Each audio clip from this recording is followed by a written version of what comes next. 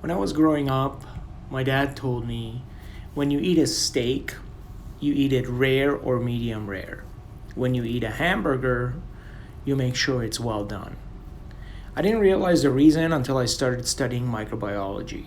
The organisms on a steak are cooked and they're killed. However, when you are dealing with a grinded meat, all the organisms are inside and get meshed together, so just superficial cooking of the outside may not really kill all the organisms. When I was growing up, I didn't know all of this stuff, but I used what I was told to do to succeed in not getting sick. The same applies to the law of attraction.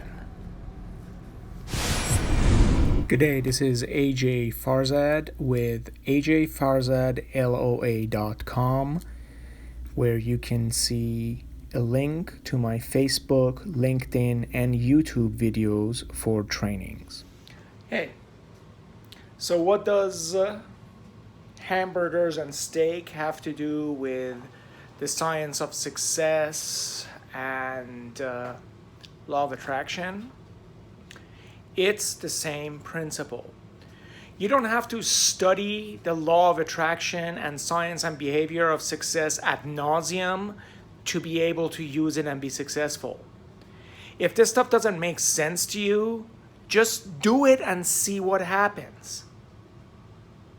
Do it. If it doesn't work, okay, move on. Maybe you spend a little time, maybe a few days.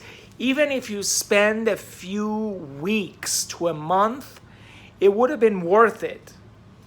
Because there is a reason why the Harvard Business Review says that happy people make 30% more and are more successful and more productive.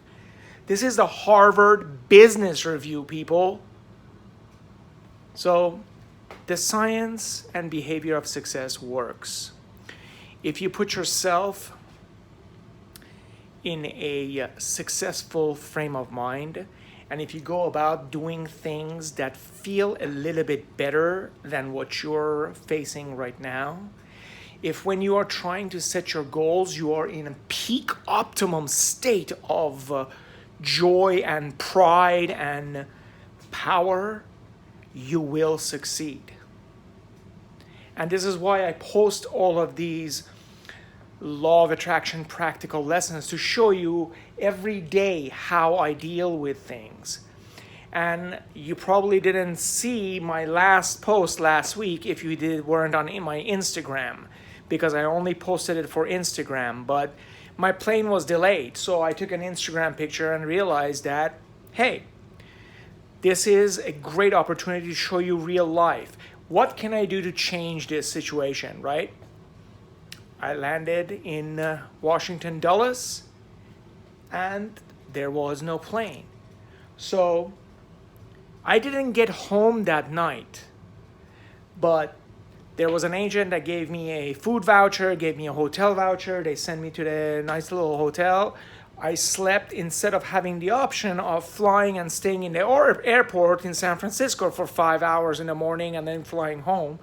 I got a great night's sleep, and yeah, I got home at 11 a.m.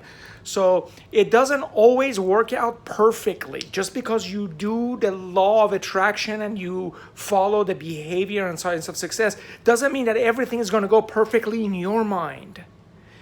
But that time perhaps was a better time spent for me. Maybe I'll realize in months or years from now. All of that aside, what good would it have done, excuse me, if I had bitched and moaned and complained that I got stuck? Nothing would have changed except my own frame of mind, which would have attracted more opportunities for me to feel like crap.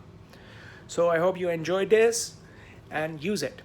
Use it, use it, use it. Even if you don't know the theory behind it, just use it. Put yourself in a good frame of mind. Reach for something that feels good.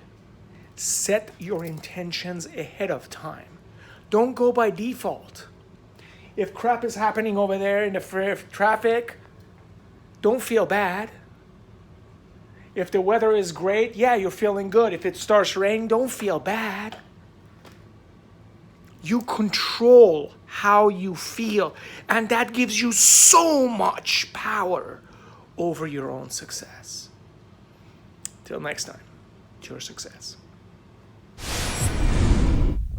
Thank you for listening, and if you would like to have this type of training for your organization, please email me at aj@a.j.farzad.com.